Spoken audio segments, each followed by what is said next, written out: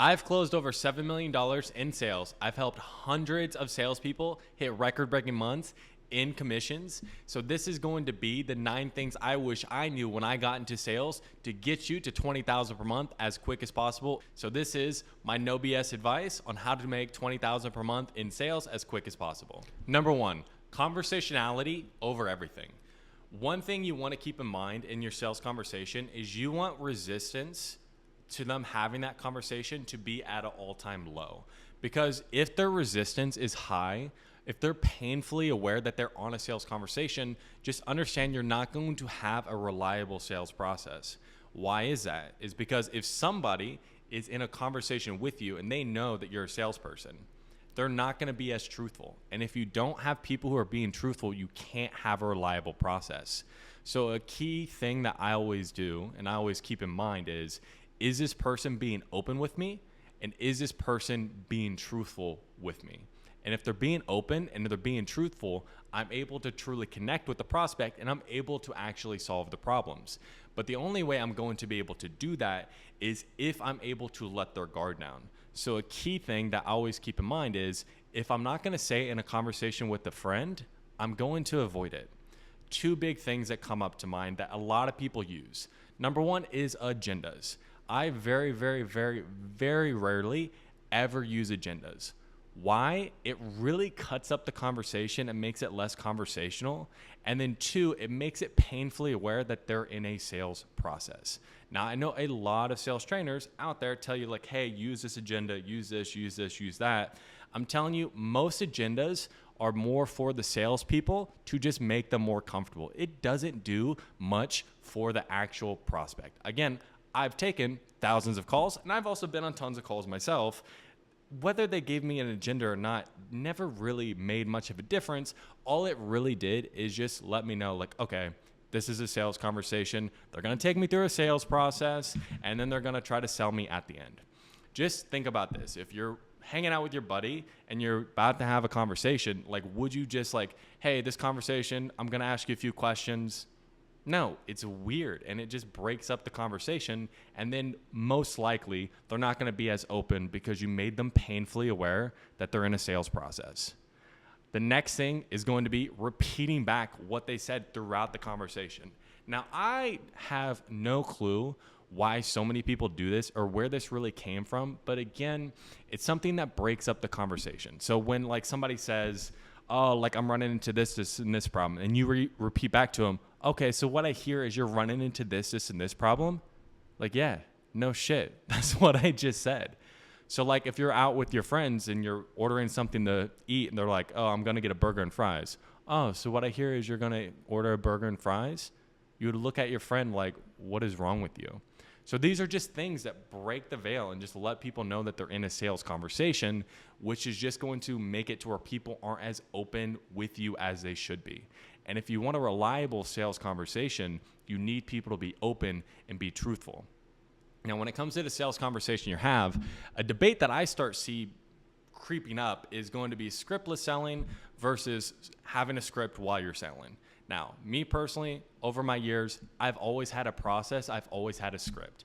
I think the reason why scriptless selling is starting to make a surgence right now is, and this is just what I've heard from people that I've trained, is there are so many scripts out there that a lot of people, when they're looking for sales training or they're looking to get help, all they're really looking for are what are the magic words that I say.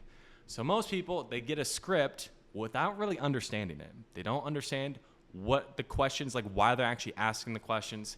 They don't understand the tone. They don't understand the psychology behind the questions. They just have this script and they think that that solves the problem. So then some people who see that like, oh, like it's not your fault because you didn't know the why, you didn't understand the psychology, you didn't understand the tonality. It's the script's fault. You shouldn't have a script. That's the reason. Okay? I've heard a lot of the people who teach scriptless selling, I've heard their actual sales calls. I've heard the sales calls of the people that they teach. Oftentimes what I see is just a lack of direction in the call, which just hurts you overall. It seems like a lot of them are searching, and honestly, most of the time, it seems less conversational if you do have versus you have a script, but you just have it internalized. So I'm somewhere in the middle. Like I have a script, but I never look at it while I'm on a sales call. I have that script memorized frontwards to backwards. And I also understand the why behind each of the questions. And I understand what actual answers I'm looking to get and what tone I need to use. And tone is a big thing that a lot of people overlook. And it's hard to teach tone specifically because in each conversation, you're going to have to use your tone a bit different depending on the person that you're talking to. But the biggest hack that I can give you to understanding tone is if you understand the why behind the questions that you're asking and you understand the emotion you're trying to invoke in the conversation, tone becomes very natural. Because if you understand the emotion you're trying to get, then you have to understand, okay, the tone is going to be the thing that invokes that emotion. But just broad overview when it comes to typically the types of tone you'll use at the beginning of the conversation, you're going to have a more curious tone. And the reason why you want to have a more curious tone, the why, right, behind why you need to have a curious tone is because you want people to let their guards down. You want them to understand that you're just not like everyone else. You're not just someone who just is trying to push them through the process. You genuinely want to understand what is going on and you are there for them. Okay, so at the beginning of the conversation, now when you start to dig more into their problems, you're going to be curious, but now we're a little bit concerned. And you have to think about this. Again, if you're talking to a friend, if somebody was telling you all these problems, would you just be like saying it like, oh, like, hey, how's your day? Like your tone doesn't change? No, your tone would change. Like you would be concerned for this person. And when we're talking about if you're concerned all the time and throughout the entire conversation, then your concerned tone doesn't mean anything. So it's the change in your tone that draws more attention to it. So if they tell you something that is painful and you have a concerned tone, what they're going to do is they're going to mirror your emotions. Like they're going to become more concerned about this as well. But what I see a lot of is either there's no change in tone, or secondly, because we're uncomfortable talking about somebody's pain, we actually break the tension. We smile, we laugh, which causes them to smile and laugh, and then they treat their pain like a joke. So when we're moving on in the sales conversation, when we're challenging, things like that, like we have to use a challenging, a skeptical tone. So it just depends on where you are in the conversation. But the biggest hack to that is understanding why you actually say certain things and understanding what are you actually trying to get out of it. Number 2, become obsessed with human behavior, okay? If you understand humans on a deep level, you'll never worry about money ever. Because that's all the top salespeople do. That's all the top marketers. They all are obsessed with human behaviors and just understanding how human beings work. If you understand why people do what they do, then you're really able to connect with people and really just give them what they want because you know how human beings work. And you should have a process and you should have conversations that work with human behavior rather than against it. I work with a lot of younger guys, okay? And maybe this is just more prevalent because like as younger guys, we don't talk much about our feelings or emotions or anything like that. Oftentimes I find myself just having to teach basic human behavior, basic needs to people of like why we should really focus on this in our conversations versus something else, okay? So if you are just obsessed with human behavior and you really start to understand how human beings work, that's going to be the hack to accelerate your sales results. And I wouldn't just stick to people who teach sales, right? Like now I teach sales, but one thing that I've done a lot of research into are like people who do like interrogations, FBI, CIA, like understanding body language is a big one that I don't think a lot of people in the sales space talk about. And when I teach some of the people about body language, about self-soothing, like how people are coming across nervous, like how did I know to go down this rabbit hole versus that rabbit hole? How did I know this was a fear objection rather than just a money objection? It's just like sitting down and breaking down like, okay, well, they are fidgeting right now, which indicates to me that they are nervous. And because they're nervous, I need to help them relax, and I understand that it's fear. So if you become obsessed with human behavior, it's just really a shortcut to reading people. And if you're good at reading people, you'll be good at sales. Number 3, Focus is your greatest weapon. Especially in this environment, everyone wants your attention. You're watching this video right now. I want your attention. But there is no better hack out there than to be able to focus your attention on one specific thing and just eliminate everything else. I know for me personally, my first year or so in sales, like I did better than average and I was like the top guy on a SaaS company, but I didn't get really crazy outsized returns in my sales results until sales became the thing for me. Like there was no other thing, because I got into sales first and foremost just because I'm a small town kid in Kansas. COVID hit and I wanted to just work from anywhere, and that's what I did. I got a sales job, moved to Miami, lots of distractions there as well. But it wasn't until like I really hunkered down and just like, okay, sales is the thing. Because what can happen is most people who are in sales tend to be very entrepreneurial minded, and there are always opportunities out there that are the next big thing.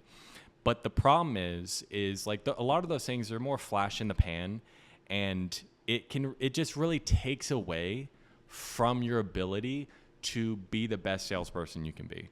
Because there was times where I was making, 20, 30, 40,000 per month in sales. And I was really wanting to like, okay, how do I get to the next level, the next level, the next level when it came to just making money? And it was always like, oh, try this business model. And then my focus would wane and then my income would just plummet. It wasn't until like I said, okay, sales is just the thing. I'm going to be hyper focused on human behavior, right? Like I said before, but hyper focused on sales is when I was really able to outperform everyone else around me. So your focus is your greatest weapon. If you are going to focus on being great at sales, focus on being great at sales. Eliminate everything else. And I tell you right now, if you become great at sales, it's a skill set that you'll have for the rest of your life, and then you'll never have to worry about money again. Number 4, destroy your limiting beliefs to overcome others' limiting beliefs. Now, this one is a big one. Sales is leadership. But the thing is, you have to lead yourself first. Oftentimes, let's take objections, for example. Oftentimes, when I'm training people and they have a certain objection that comes up for them, it comes down to they believe in that objection themselves. For example, I was just training someone yesterday, and they said the objection that they always have a hard time with is when they get to the end of the conversation and the prospect tells them, this sounds great, I'm totally on board, I just need to talk to a couple other companies just so I know what I'm comparing it to. And he said he buys into that because that's how he makes decisions. And I told him straight up of like, hey man, if you keep making decisions like that, you're never going to be able to actually overcome these objections. And then I had to walk him through why that mentality is not the best, okay? And I'll walk you through the process as well, because you got to understand something. And the example I gave him is, let's say you have a heating unit in your apartment, in your house, whatever it is, like your air conditioner heater unit, and it's broken. Like, how much do you know about like your AC unit? I know nothing. Even though that's what my dad does for a living and I've helped him before, I still have no clue about heating units, AC units. You could probably tell just by the way I'm talking about it, like that is a huge lack of knowledge.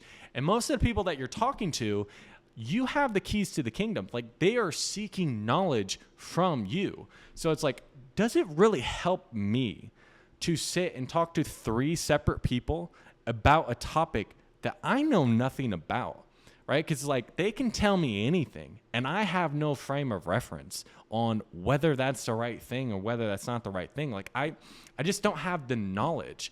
And the only way I'm going to have the knowledge is if I put in the work, I like do the research, I do all these different things, but then it comes down to, is that worth my time? No, it's not worth my time. So is it in my best interest to talk to 3 other companies, 10 other companies, and just really at that point be comparing the price? But I don't even know what that stuff should cost.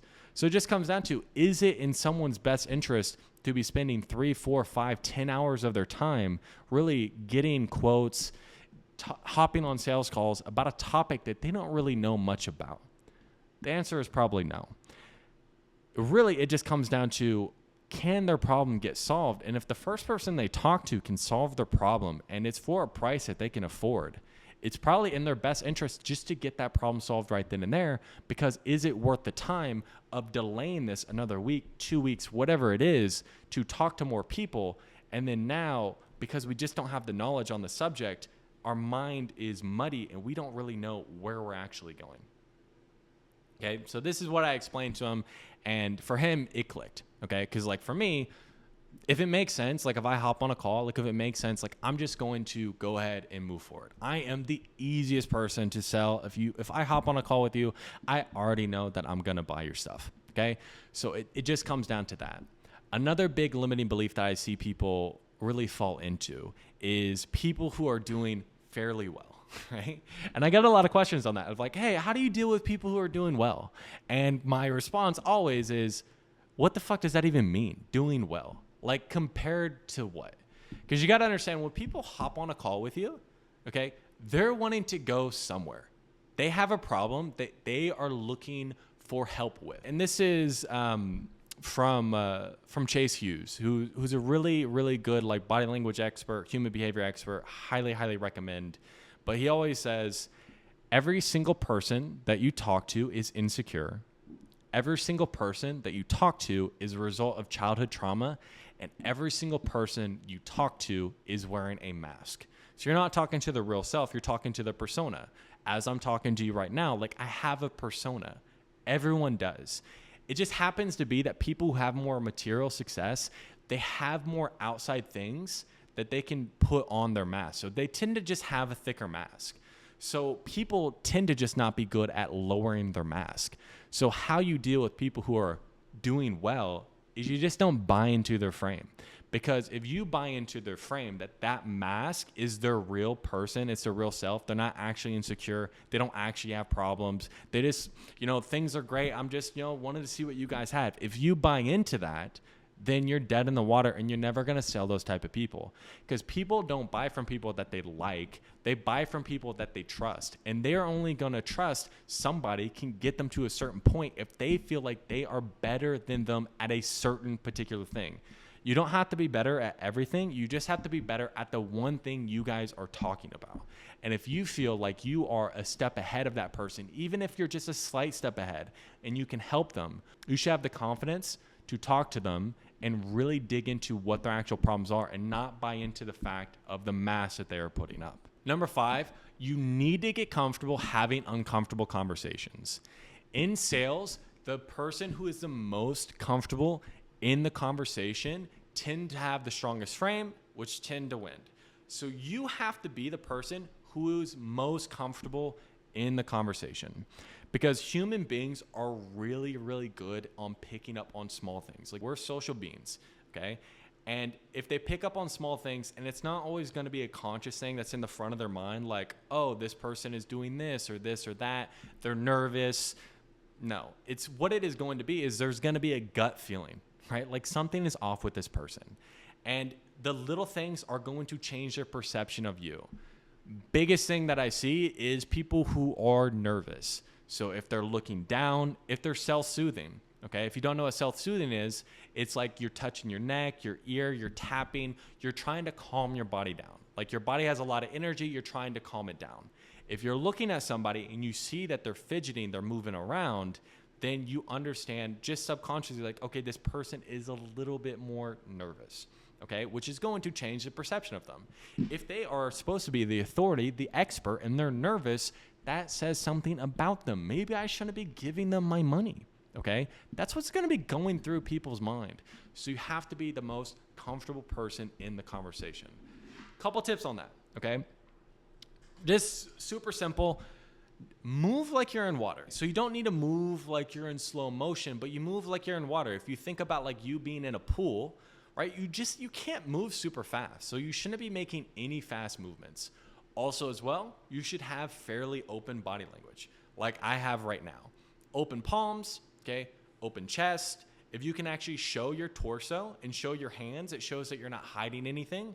These are all things that help in the sales conversation, and it just makes it to where it comes across like you're just more comfortable. For me, one big thing I have to do is I have to keep my AC high because I get hot and my cheeks flush. And this is just from being white, okay? If your cheeks flush, it just seems like you're nervous, even though you just might be hot, which is like, okay, but they don't know that. They're not where you're at. So like these are things like I have to do to just make sure like I come across as comfortable as possible. And then also, again, other things you can do to just get more comfortable in your conversations. And one thing I recommend people, because most of the time people get more uncomfortable when we're talking about objection handling. When we get to the end of the conversation and things start to ratchet up, they get a little bit more uncomfortable. And honestly, this is the most crucial time that you need to be comfortable, because you should have these conversations a lot more than your prospect. Okay, this is like the first time, the fifth time, the 10th time they've had a conversation like this. You should have these conversations thousands of times. So it's something I would recommend to anybody to get more comfortable in the objection handling process, in the sales process, is when you're role playing, go for 30 minutes straight with the person you're role playing with, and they can't say yes to you. No matter what you do, no matter how persuasive you are, they cannot say yes. So what this will allow you to do is, number one, like now you're starting to get comfortable in those uncomfortable conversations. Number two, you need to be able to think on your feet. Because oftentimes in objection handling, what will happen is people get uncomfortable when they just don't know where to take it and they just don't know what to say. Okay? So if you get more comfortable actually knowing where to take the conversation, or just at least thinking on your feet, so you try a couple different rabbit holes, then you're going to be more comfortable in the conversation. So get comfortable having uncomfortable conversations. This will highly, highly, highly increase your conversion rate. Number 6, ask the question the prospect is scared you're going to ask. Now, this isn't like, oh, you ask questions that are like rude or it's going to be like a bad question or anything like that. When I say you ask a question that the prospect is scared you're going to ask, you have to think to yourself, where is the pain of this person I am talking to that's in the back of their mind? And it's in the back of their mind because it is so painful to even think about that they don't want you to ask that question.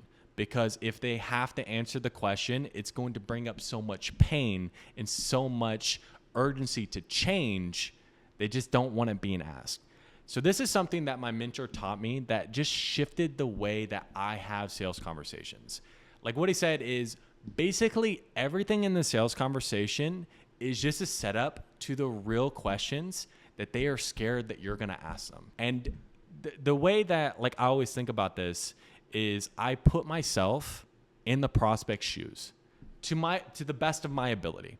Okay, like I've lived a very varied life. Okay, I've had a lot of life experiences, but even if you haven't, you can at least empathize with people to the best of your ability. So when you are talking to people and they have certain type of pain, you can put yourself in that prospect's shoes. Like if I was in their shoes, where would my biggest pain be? And what's a question that I wouldn't really want to answer? For example, I was helping somebody and they sell like real estate investing, and they work a lot with like blue collar guys. Okay, because the influencer is pretty big with like blue collar guys, whatever you call them. My dad does that, so I feel like I should know. But like people that go to like technical college, like HVAC, like, you know, linemen, like they go and like do power cables, things like that. And it's very hard on the body.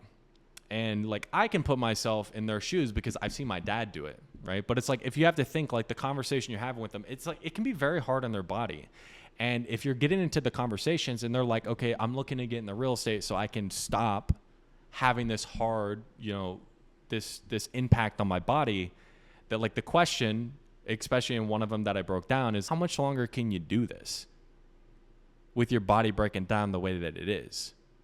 Like how much longer can you keep this up? And what happens if your body gives out?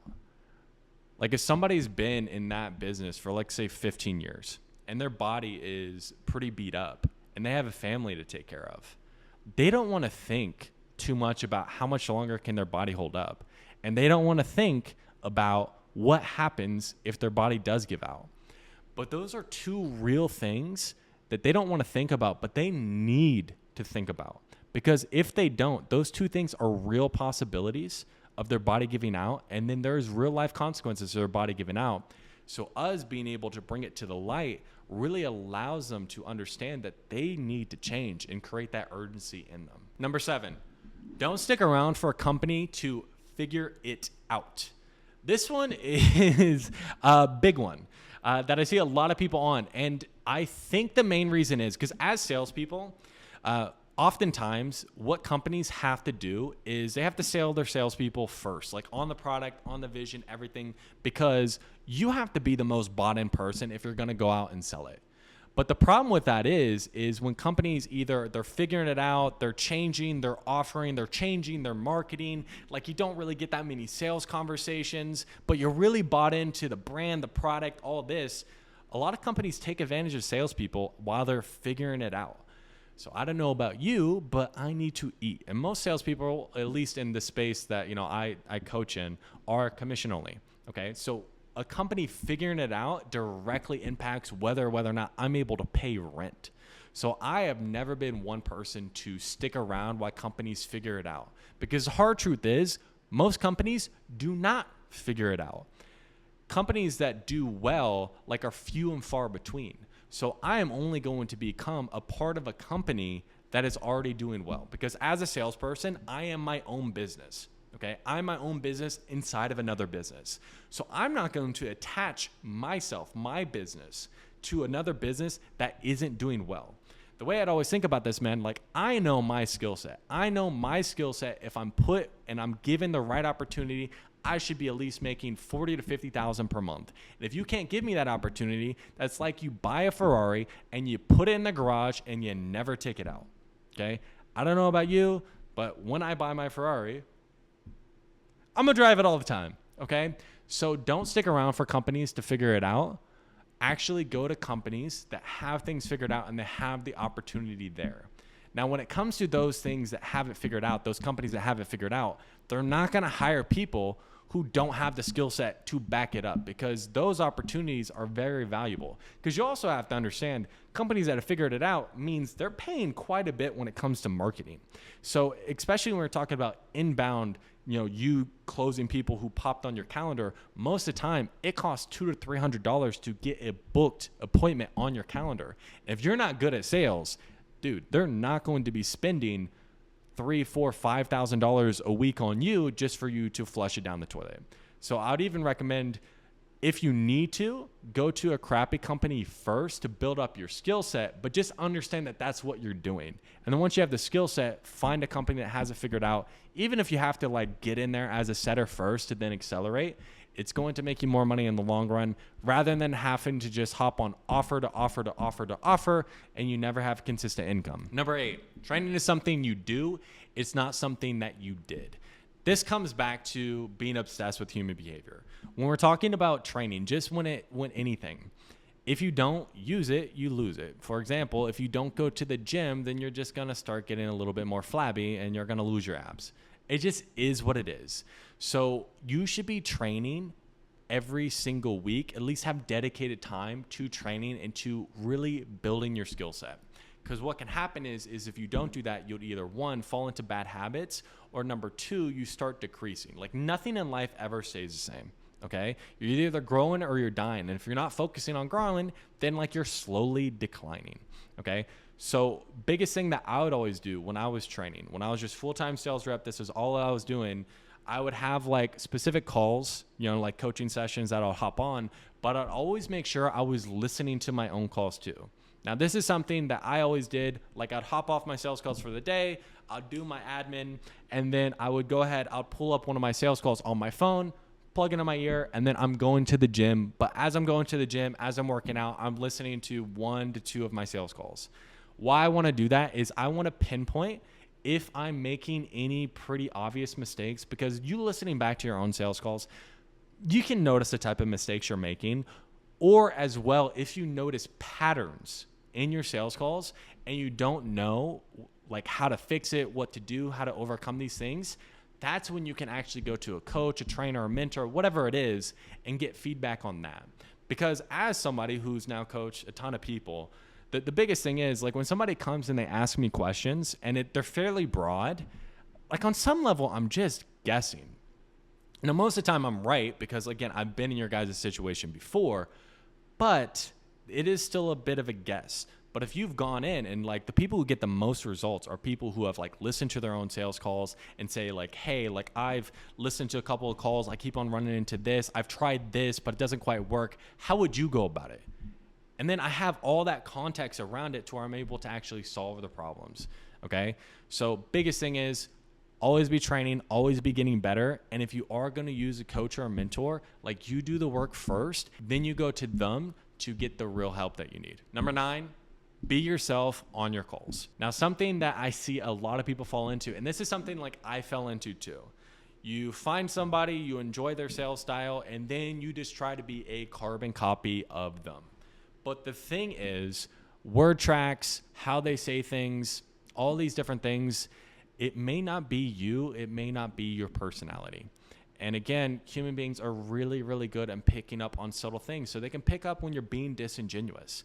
So if you're using someone else's reframe, someone else's story, someone else's, like, objection handling, like, track, like, yes, it can work to a certain degree. But what you need to do is you need to understand the psychology behind it, understand the thought process behind it, and then make your own version of it that speaks true to you. It speaks true how you talk. Again, coming back to how do you be more comfortable, you speak the way you speak every single day, and then it's going to come across more genuine. For example, something that I do in a lot of my sales calls to really tap into somebody's emotions called tactical vulnerability. It's something that one of my mentors taught me, and he has, like, this really elaborate story that he tells about, like, how his trials and tribulations and what were his consequences to not taking action. But he's lived a very varied life. Like, he was, a special forces sniper, and he did this and owned gyms and all this shit, right? I can't use that story. If I did, like, 1, I'd just be lying, and 2, it's not going to come across authentic. But I have my own story, right, of, like, growing up in a small town, being scared of being average, right? And, like, that's how I can relate to people. Or telling them about the fact that one of the people I went to high school with is now a teacher at the same school we graduated with, and that gave me anxiety. That scares the shit out of me. Right. And then, like, being able to relate to people like that way, like, so my biggest fear is being average, and then get people to, like, admit what their biggest fear is. Like, what are their consequences? Like, really being able to connect with people. And when you're really able to connect with people, you're being yourself on calls. Like, I've had times where, like, I've told stories and I've been really open about, like, things that had, like, happened in my family, like my brother getting shot, like, in the chest, and, like, how that really shaped the way that I viewed time. And I've had people call me, like, 6 months later, and it's like, hey, something similar happened to me. How did you work through it? So it's like also being yourself on calls, you're able to connect with people, and you're really able to make true connections, and you're not just trying to sell them at the end of the day. So let me know if this has been helpful and if you want me to make more content like this. But I'll see you guys on the next one. Subscribe, like, and see you guys later.